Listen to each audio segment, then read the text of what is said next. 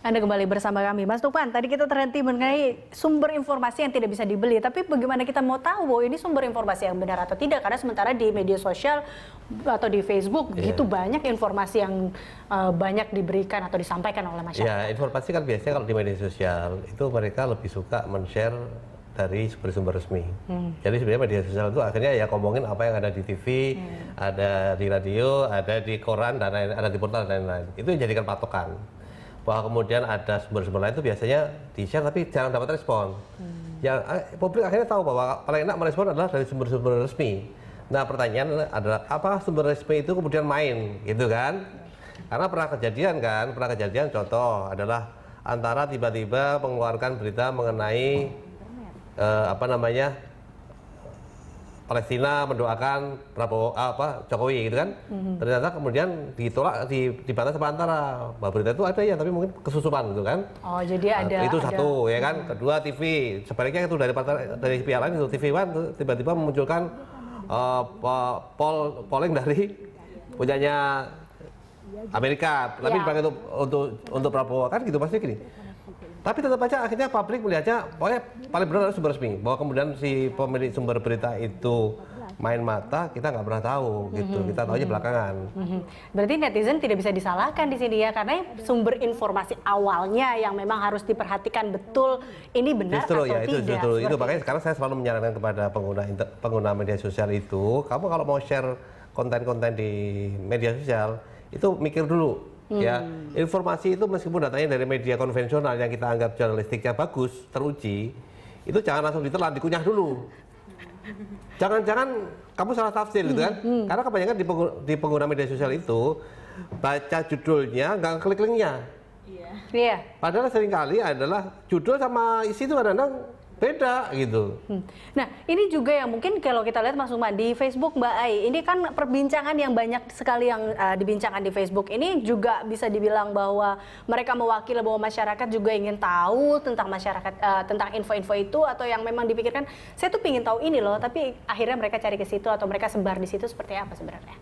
Iya, jadi kalau misalnya ngeliat dari sosial media, kadang ketika kita udah memilih atau sudah punya pilihan gitu ya dari awal, jadi ketika kita menemukan berita dan kita posting, kita akan menganggap itu hal yang benar karena itu kayak mendukung pilihan kita bahwa kita berada di jalan yang benar gitu ya. Dan ya itu kekuatan media sosial ya, jadi kita itu untuk berbagi kan. Jadi aku ingin berbagi bahwa calon pilihanku ini itu memiliki positive side A, B, C, D, E gitu. Jadi itu yang ingin kita sharing, dan kita berharap mungkin untuk sebagai sharing, dengan kita sharing itu bisa mempengaruhi teman-teman kita juga, walaupun ya kita nggak tahu ya kalau misalnya mereka udah punya pilihan sendiri ya kayak gitu. Atau ada juga kejadian begini, jadi kalau teman kita, sahabat kita kemudian sharing sesuatu yang kita anggap itu keliru, menjelek-jelekan capres yang kita dukung, itu kita kemudian kamu jangan gitu dong, itu salah, itu fitnah gitu kan. Akhirnya berantem.